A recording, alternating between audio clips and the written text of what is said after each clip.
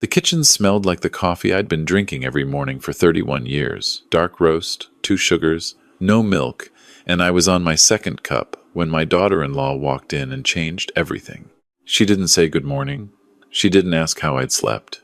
Sandra set her handbag on the counter with the particular kind of deliberateness that tells you a conversation has been rehearsed, and she looked at me the way a landlord looks at a tenant who is 3 weeks behind. "We need to talk about the living situation," she said. I was 63 years old.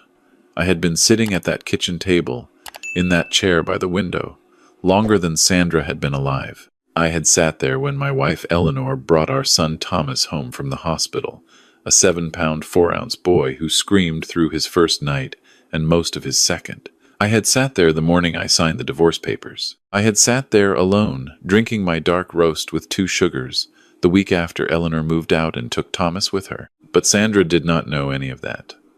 And that was not her fault. It was simply the truth of things. "I'm listening," I said. She pulled out the chair across from me, not beside me, across, which told me everything about how this conversation was going to go, and she folded her hands on the table. She had nice hands. I'd always noticed that about her. Careful hands. "Tom and I have been talking," she said, "and we think it's time to formalize the arrangement. You've been staying here for 8 months now, and we think $2,500 a month is more than fair for the master bedroom and your use of the common areas." I looked at my coffee cup. There was a small chip on the rim, on the left side, from the time I'd knocked it against the faucet in 1998. Eleanor had wanted to throw it out. I'd kept it anyway. $2,500, I said. "That's the market rate for this neighborhood?" Tom did the research. I thought about the neighborhood. I had chosen it in 1989 because it was close to the school Thomas would eventually attend, and because the backyard was large enough for a dog, though we'd never gotten around to the dog. I had chosen this house because I'd wanted Thomas to have a yard. "And if I don't?" I asked. Sandra's expression didn't change. "Then we'd ask you to find alternative arrangements. We're not trying to be difficult, William. We just need to run our household properly." I looked out the window. The maple in the front yard was in its full October color, the kind of red-orange that you only get in Ontario in the second week of October, the kind that makes you remember why you stayed in this country through every February. I'd planted that maple. Thomas had been 4. I set my coffee cup down. "All right," I said. Sandra blinked. She'd expected an argument. People who rehearse conversations always expect the other person to follow the script they've written for them. "All right," she repeated. $2,500 seems reasonable, I said. "But I won't be staying, Sandra. If we're doing this formally, I'd rather find my own place. You don't have to." "I know I don't have to. I want to." I stood and rinsed my cup in the sink. "I'll be out by the end of the week." She opened her mouth and closed it again. I went upstairs to pack. "I need to tell you something about my son, so you understand what comes later. Thomas is a good man. I want to be clear about that before I say anything else. He is 35 years old. He works in financial planning in the annex. He coaches a minor hockey team on Saturday mornings, and he sends his mother flowers on her birthday, even though Eleanor and I have been divorced for 28 years, and she remarried a dentist from Oakville who is, by all accounts, a perfectly decent person. Thomas is a good man who grew up without his father, and that is on me, not on him. Eleanor and I separated when Thomas was 7. It wasn't a violent ending or a dramatic one. We had simply become 2 people who were better at living separately than together, and we both knew it, and the kindest thing we did for each other was to admit that before we spent another decade making each other miserable. Thomas stayed in Toronto with Eleanor. I moved north. He visited some summers, every other Christmas for a while, then less regularly as he got older, and summers meant hockey camps and friends and the natural gravity of teenage life. I drove down to Toronto for his graduation, his birthday when I could make it. We spoke on the phone. We were close in the way that fathers and sons can be close when geography and years have placed a distance between them that neither of them quite knows how to cross. What Thomas did not know, what he had no reason to know, because I had never brought him up, and I had never needed his help, was what I had built in the time between. I moved to Northern Ontario in 1996 with $40,000 in savings, a used pickup truck, and a piece of land on a lake north of Parry Sound that I'd bought for almost nothing because the previous owner wanted to sell quickly and the property had no road access. I spent the first 2 years building a road. I spent the next 5 building what would eventually become Callaway's Lodge. If you know anything about fishing in Ontario, you may have heard of it. We started with 4 cabins and a main lodge with a kitchen that seated 12. By 2008, we had 16 cabins and a dining hall that could seat 60, a full guiding service, a fly-in operation for the back lakes, and a reputation that had been written up in 3 national magazines and 1 American one. The lodge had been featured in a documentary about wilderness tourism in 2019. We had a 12-month waiting list for the peak weeks in July. I had a manager, Pete Arsenault, who had been with me since 2001 and who ran the day-to-day operations with the quiet competence of a man who loves what he does. I had a staff of 22 in the summer and 8 year-round. I had a set of books that would have surprised anyone who knew me only as the older man drinking coffee in a kitchen in Toronto.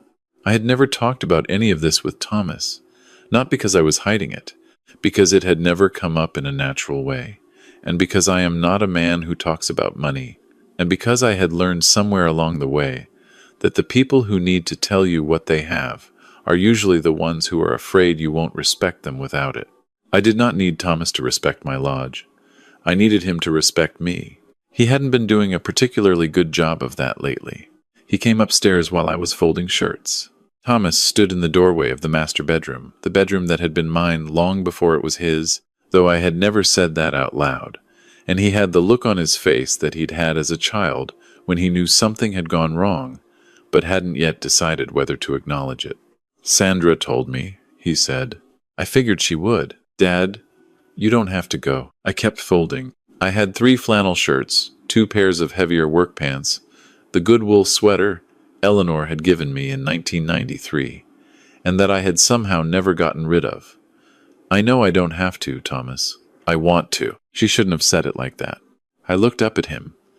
My son is a tall man, taller than me, with Eleanor's coloring and the set of his jaw that I recognized from photographs of my own father. He was standing with his arms crossed, which is what he does when he's uncomfortable but trying to appear otherwise. "How should she have said it?" I asked. He didn't answer that. "Thomas." I set the sweater down. "This is your house, yours and Sandra's. I signed it over to you 3 years ago because I wanted you to have it, and I meant that. But I'm not going to pay rent in a house I gave you, and I'm not going to pretend that this arrangement makes sense for anyone. It'll be better for all of us if I go." "Where are you going to go?" "I have a place." "What place?" "You can't afford." He stopped himself, had the grace to look embarrassed. "You were going to say I can't afford anything," I said. "I wasn't. You were." I went back to folding. "I'll be fine, Thomas. I have somewhere to go. I'll send you my number when I get settled." He stood there for another moment, and I could see him working through the options, whether to push, whether to call Sandra, whether to say something that might unsay the last hour, and then he did what Thomas has always done when he doesn't know what to do. He nodded, and he went back downstairs. I finished packing. I called Pete from the driveway. "She finally did it," Pete said. He had known this was coming. I had told him about the arrangement in August, when Thomas had first suggested I come stay for a while, and Pete had listened to the whole story, with the patience of a man who has guided fishermen through difficult water for 20 years. "She finally did it," I confirmed. "When do you want the cabin?" "I'll drive up tomorrow morning. Can you have it ready?" "It's been ready since August," Pete said. I had a feeling. Pete has good feelings. It's one of his more useful qualities. I sat in the driveway for a moment before starting the truck. The maple was still doing its October thing, red-orange in the late afternoon light. I had planted it for Thomas. I did not regret that. The tree was still a good tree regardless of what happened under it. I drove to a motel on the Queensway for the night, ate a mediocre club sandwich, and slept better than I had in 8 months. The drive up was the same as it always was. The city thinned out past Barrie, and somewhere north of Parry Sound, the landscape opened up in the way that it does, the rock and the water and the birch trees, going gold along the highway, and I felt the particular kind of relaxation that I have only ever felt in that specific piece of Ontario. It is not a feeling I can explain to someone who hasn't experienced it. It is something like recognition, something like coming back to a version of yourself that the city requires you to leave behind. The road into the property was 2 kilometers of gravel through the bush, and I had driven it so many times that my hands knew the curves without thinking about them. I came around the last bend, and the main lodge appeared above the lake. The log structure I had spent 2 years building with Pete and a crew of 4, the deep green metal roof that caught the morning light and threw it back at the water. Pete was waiting on the porch. He is 51, Pete, built like a man who has spent 30 years carrying things and paddling things and fixing things.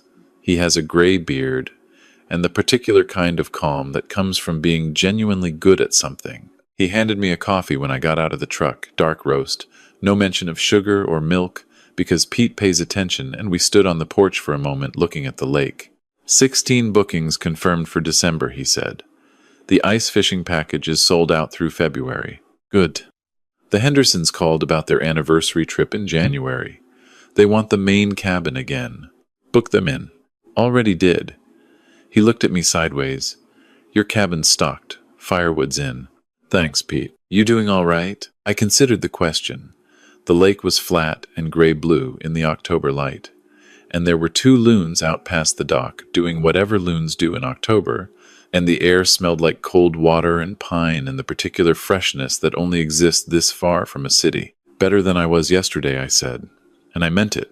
I had been back at the lodge for 11 days when Thomas called. I was in the equipment shed with Pete, going over the snow machine maintenance schedule, when my phone rang.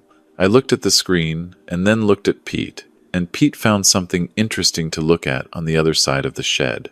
Thomas, I said. There was a pause that told me he was somewhere Sandra wasn't. Dad, are you okay? Where are you? I'm fine. I'm at work. Another pause. At work? I didn't know you were still... Still what? Working. I thought you were retired. I looked at the lake through the shed's small window. The loons were gone. First frost was coming. I could feel it in the way the air sat still. What made you think that? I don't know. You never talked about, he stopped. Where are you working? I thought about how to answer that. Not because I wanted to be mysterious about it. I simply wasn't sure where to begin, and I have never been good at beginning in the middle of a story. Up north, I said. Doing what? I'll tell you when you come up. Come up where? Dad. I'll send you the address. Come when you can. Bring Sandra if she wants to come. I paused. Or don't bring Sandra. Either way. I heard him exhale. What is going on? Nothing is going on, Thomas. I just want you to see the place. That's all. He came on a Friday. Without Sandra. He drove up on his own in the Accord, and I watched from the main lodge porch as he came down the gravel road and pulled into the lot. He got out of the car and stood there for a moment, looking at the lodge, looking at the outbuildings, looking at the dock and the boats and the lake beyond, and I watched his face do something I had not seen it do in a long time. His face went very still. I went down the steps to meet him. He turned when he heard my boots on the gravel, and he looked at me the way you look at someone when you're revising something you thought you understood about them. It is not a comfortable look to receive. It is also, in its own way, not an unwelcome one. What is this? He said. Callaway's Lodge, I said. Northern Ontario's premier wilderness fishing destination, according to the Ontario Tourism Association in 2021, though I think that's a bit much. Thomas looked at the main lodge again. It is a substantial building. It is meant to be, because when you are asking someone to drive 4 hours north for a fishing trip, the lodge they arrive at needs to justify the drive. It has a stone fireplace that Pete and I built in the second summer, and a dining room with a view of the lake, and a porch that runs the full length of the front and faces west for sunsets. You built this, Thomas said. It was not quite a question. Started it in '98. It's grown some since then. He turned back to me. He looked the way he'd looked at 7 years old, when he'd discovered that the story he'd been told about something was not the complete story. Not angry, just recalibrating. You never told me, he said. You never asked what I was doing up here. He opened his mouth and closed it. That was fair, and he knew it was fair. Come inside, I said. Pete's got coffee on. I want to tell you about Pete and Thomas, because it matters. Pete had known Thomas since he was a teenager, from the occasional summer visits. He had watched Thomas grow up in the peripheral way that people watch children they don't see often enough, with a kind of fond, slightly mournful attention, aware that they're missing the connective tissue of everyday life. Pete had always liked Thomas. He had also always worried about him in the specific way that men who work with their hands worry about men who've grown up without learning to. Thomas sat at the kitchen table in the main lodge, the big harvest table that Pete and I had bought at an auction in Huntsville in 2003, and that had fed more fishermen than I could count. And he wrapped his hands around a coffee mug and looked out at the lake. "How long?" he asked. 27 years, I said. "And He paused. "It's doing well?" "It's doing well." He was quiet for a while. Pete had made himself scarce, which is one of Pete's more useful qualities. "The equipment doesn't maintain itself," Pete had said, and disappeared. "I didn't know," Thomas said finally. He wasn't making an excuse. He was stating a fact, and there was something in the way he said it that was the beginning of something else, an acknowledgement, maybe, or the start of one. "I know you didn't," I said. "That's on me as much as anyone. I'm not good at talking about what I have. Your grandfather was the same way. Sandra is going to." He stopped. "What is Sandra going to do?" He looked at me. "She thinks you don't have money. She said you were a burden." I let that sit for a moment. Outside, a whiskey jack landed on the porch railing and looked through the window with the complete lack of self-consciousness that birds have. "Is that what you think?" I asked. Thomas looked at his coffee. "No," he said, and then, more quietly, "But I didn't stop her from saying it." "No," I agreed. "You didn't." We sat with that. The whiskey jack flew off. The lake did what lakes do in October. It moved a little, reflecting the clouds. "I should have," Thomas said. "Yes, you should have." He nodded. His jaw was set the way mine gets when I'm working through something I don't particularly want to work through but know I have to. I know that jaw. I've seen it in the mirror. "I owe you an apology," he said. "Yes," I said. "You do." I did not say it's fine or don't worry about it, because it was not entirely fine, and I thought he deserved the respect of not being let off too easily. Fathers who forgive too quickly rob their sons of the chance to actually earn something. Thomas looked up.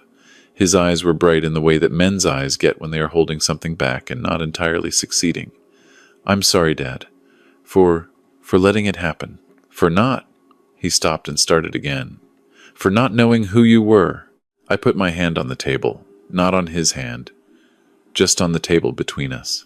"You know now," I said. Pete gave Thomas the walking tour that afternoon. I watched from the main porch as the two of them went down to the dock, Pete pointing out the new boat storage, Thomas listening with his hands in his jacket pockets. They walked the path along the lake's edge to where the back cabins sat in the trees. Pete would be telling him about the fly-in operation, the back lakes, the guiding service. Pete loves the lodge the way I love it, which is to say completely and specifically, the way you love things you built yourself. I sat on the porch and drank my coffee and thought about Eleanor, which I don't do often, but sometimes do when I'm sitting still. We had been wrong for each other in the particular way of two people who love each other but cannot share a life without grinding each other down. I did not blame her for taking Thomas to the city. The city was where she knew how to live, and Thomas needed a parent who knew how to live somewhere. I was learning in those years. I was figuring out what I was made of, and that is not a comfortable process to witness up close. I hoped she was well. I expected she was. Eleanor had always known how to be well. Thomas and Pete came back up the path 40 minutes later. Thomas was pointing at something across the lake and asking a question, and Pete was answering with the particular enthusiasm he gets when someone asks him something he knows the answer to. They were getting along. I had expected they would. That evening, after supper, Pete's elk chili, which is better than anything I've ever eaten in a restaurant, Thomas sat across from me in the lodge's main room by the stone fireplace, and we talked the way we hadn't talked in years. He told me about the hockey team. 3 of his kids were good enough to play rep, but 2 of them were from families who couldn't afford the fees, and Thomas had been quietly covering the difference for 2 seasons without telling their parents.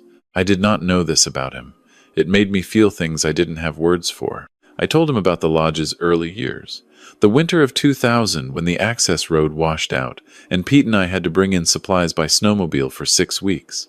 The summer of 2004, when we'd had a black bear get into the kitchen 3 nights running and we'd finally had to call the ministry. The couple from Vancouver who'd come for their honeymoon in 2009 and now brought their children every summer, and had become the kind of guests who feel like friends. Thomas listened to all of it. He asked questions. He remembered things I'd said and connected them to other things I'd said, which is something you can only do when you're actually listening. Somewhere around 10 o'clock, he said, "The house in Toronto." I waited. "I want to understand what happened," he said. "You signed it over to me 3 years ago. You just gave it to me." "Yes." "Why?" "Because I wanted you to have it. Because I wasn't using it. Because I wanted you to have somewhere that was yours." He shook his head slowly. "And then Sandra, Thomas, she asked you to pay rent on a house you gave us." "She did." He pressed his hands flat on his knees. "That's not who I want to be," he said. It came out quiet and direct, the way things come out when someone has been sitting with them for a while. "I don't want to be the man who lets his wife ask his father to pay rent. I don't want to be the man who knew something was wrong and didn't say anything because it was easier not to." I looked at the fire. "I've been doing that for a while," he said. "Taking the easier thing. She runs things. Which is fine, she's good at it. But I've been letting her run things I should have been running myself." "Like what?" He thought about it. "Like the relationship with you." I didn't say anything. "She told me you were a financial burden before you even moved in," he said. "She said we needed to think about what our long-term responsibility to you was going to be. And I went along with it. I let her frame it that way without he looked up at me. You're not a burden, Dad. You've never been a burden. I was taking the easier thing. You were raised without knowing me well," I said. "That's not your fault. It's not an excuse either." "No," I said. "It's not." The fire popped. Outside, the temperature had dropped below zero, and the first frost was forming on the dock boards. In a few weeks, the lake would start making its ice. The slow particular thickening that I had watched every November for 27 years. "What do I do?" Thomas asked. "About what?" "About Sandra. About," he waved a hand. "About all of it." I thought about this carefully, because my son was asking me a real question, and real questions deserve real answers, not comfortable ones.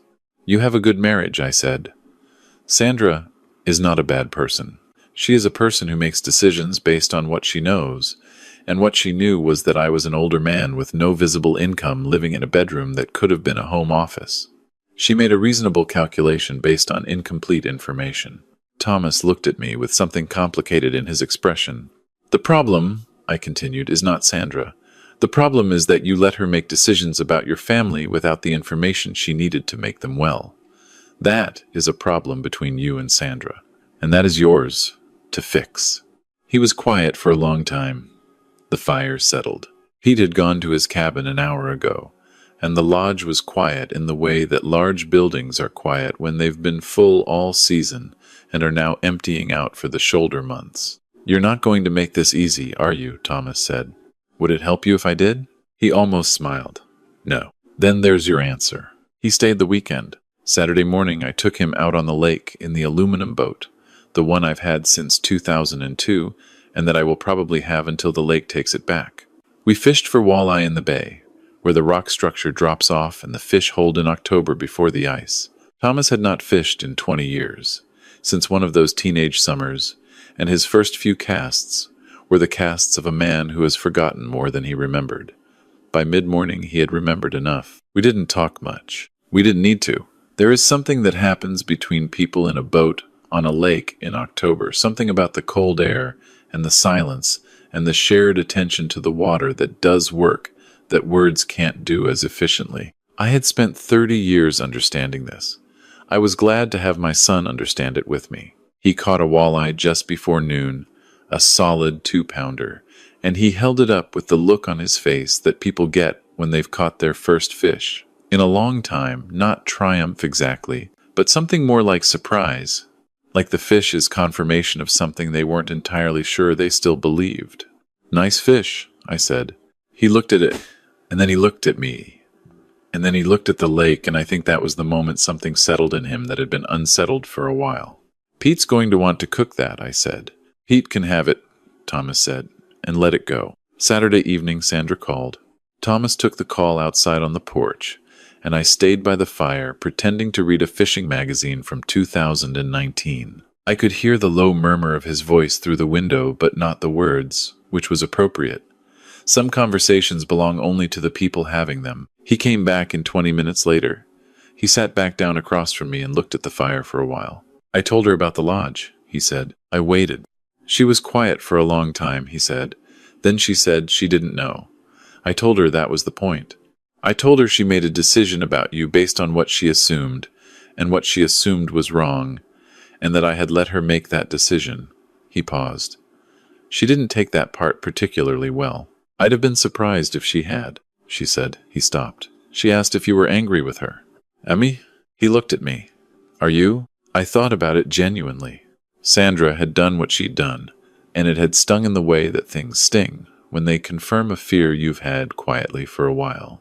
The fear that your own child has stopped seeing you as a person and has started seeing you as a problem to be managed. That stung. But Sandra was 33 years old, and she had done what 33-year-olds do, which is make decisions quickly based on the information they have without spending a great deal of time wondering what they might not know. No, I said. I'm not angry with her. She wants to apologize. She can do that whenever she's ready. There's no hurry. Thomas nodded slowly. She wants to come up. Next weekend, if that's all right. I looked at the fire. It's all right. Dad. The house. He turned his coffee mug in his hands. I want to talk about the house. What about it? It's your house. It was always your house. And he shook his head. I don't want it on those terms. The way things have been, I gave it to you, Thomas. It's yours. You gave it to me because you wanted me to have it. Not so your daughter-in-law could ask you for rent. He met my eyes. If you ever want to use it, come back to it. You should be able to do that. Without anyone asking you for anything. I thought about the maple tree in the front yard, the one I had planted when Thomas was 4, the chip in the rim of my coffee cup, the chair by the window. I appreciate that, I said. I mean it. I know you do. We sat with the fire for a while. Outside, the frost was heavy now. The dock boards whitened the light from the porch. The lake was still. Why didn't you ever tell me? Thomas asked. Not accusatory. Genuinely curious in the way that people get curious when they realize they've been missing a piece for a long time and have only now found where it was. I didn't know how to start, I said, and after a while it seemed I thought about how to say it. It seemed like if I told you, you might think I was telling you in order to impress you or in order to make a point. And I didn't want to be that kind of father. What kind? The kind who needs his son to know what he's worth. Thomas was quiet for a moment. And now? Now it seemed like you needed to know. For different reasons. He nodded. He was looking at the fire, and the fire was doing what fires do, settling, shifting, throwing light on the things around it. I needed to know who you were, he said quietly. Not what you have, who you are. And now? I asked. The same question back to him. He looked at me. His jaw was set in the familiar way, but his eyes were clear. I think I'm starting to, he said. Sandra came up the following Saturday. She drove up with Thomas in the Accord, and she got out of the car and stood in the gravel lot, looking at the lodge, with an expression I recognized, the same recalibration I had seen on Thomas's face the week before, the same quiet revision happening behind the eyes. I went down the porch steps to meet them. She was a composed woman, Sandra. She did not try to hug me immediately, or perform warmth she wasn't feeling. She looked at me directly, which I respected, and she said, I owe you an apology, William. You do, I said. She blinked slightly. She'd expected a dismissal or a reassurance. I had learned from Thomas that the easier thing is not always the better thing. I made assumptions about you, she said. I decided what you were before I knew who you were. And I said things, she stopped. I said things to Thomas about you that weren't right, and I should have talked to you instead of around you. Yes, I said. She waited. Sandra, I said, you're not a bad person. You're a person who made a decision with incomplete information. I understand that. What I want is for it not to happen again, for us to know each other properly. That's all I want from you. She exhaled a small, controlled exhale. I'd like that, she said. Good. I looked at Thomas over her shoulder. Pete made bannock this morning. Come inside before it gets cold. She was good with Pete. That was the thing I hadn't known to hope for, and it turned out to be true. Pete is not a man who makes conversation easily with people he doesn't know, but he is a man who responds to genuine curiosity. And Sandra was genuinely curious about the lodge, about how it worked, about the guiding operation, about the logistics of running a business this far from a city. She asked good questions. Pete gave good answers. By lunch, they were talking about the difficulties of staffing seasonal businesses in remote areas, which is a subject Pete could discuss for approximately 6 hours without stopping. Thomas sat beside me at the big harvest table and watched his wife and my manager talk fishing tourism, and there was something in his face that I recognized as relief, the particular relief of watching two things that matter to you get along. "She's not who I thought she was," he said quietly, not loud enough for Sandra to hear. "She might say the same about you," I said. He looked at me. "People become who they think they're supposed to be," I said, "in whatever environment they're in. Sandra was in an environment where she thought you needed managing and protecting. She became a person who managed and protected. You were in an environment where you thought the easiest thing was the best thing. You became a person who took the easy thing." I picked up my coffee. "That can change. For both of you. You sound like you've thought about this a lot." "I've had 11 days with very little else to do." That made him laugh, which was good. Thomas's laugh is genuine, a quick, full thing that doesn't leave anything behind. He got that from Eleanor. She always had a good laugh. After lunch, Thomas asked if he could take one of the boats out. I gave him the keys to the aluminum boat and watched from the dock as he got it started and headed out toward the bay, not fishing, just moving on the water. Sandra stood beside me on the dock. "He loves it here," she said. "He hasn't been here enough to love it yet," I said, "but I think he might." She was quiet for a moment. The lake moved in the particular restless way it moves in late October, the surface running before a northwest wind. "I didn't know you built this," she said. "Most people don't. Why didn't you tell anyone?" I watched the aluminum boat make its way across the bay. Thomas was moving slowly, not going anywhere in particular, just going. "I had everything I needed up here," I said. "I didn't need anyone to know about it. Until now, I thought about that. Until Thomas needed to," I said. They stayed until Sunday afternoon. When they left, Sandra hugged me in the gravel lot in a way that was still a little careful but was entirely genuine, and I thought, there she is. There is the person who was inside the composed, managing exterior all along. A careful person, a real one. Thomas shook my hand and then pulled me into a hug, which he has not done since he was a teenager, and I let it happen and was glad it did. "Come down for Christmas," he said, "if you want."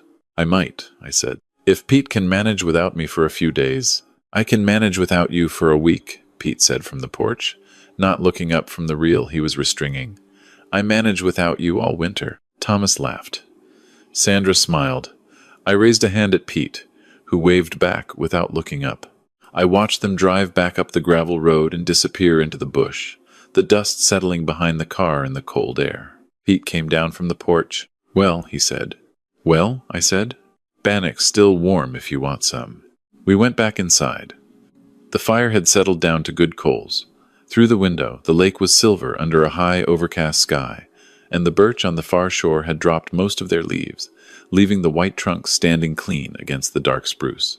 It was the kind of landscape that had taken me 27 years to know properly, the kind you can only know by staying, by watching the same water in every season, until you understand what it looks like from the inside rather than from a distance. I poured my coffee dark roast, 2 sugars, and sat in the chair by the window. Outside, the first snow of the season had begun to fall, small and quiet, settling on the dock and on the water and on the empty boats, making everything briefly the same color, briefly equal, the way the first snow always does before the world remembers its distinctions. I sat there and watched it come down, and I thought about my son in his car somewhere on the highway south, and his wife in the passenger seat beside him, and the maple tree in the front yard of a house in Toronto that I had planted for a 4-year-old boy, who was now a man I was. Slowly, beginning to know. It was not a bad way to be 63. It was not a bad way to be anything.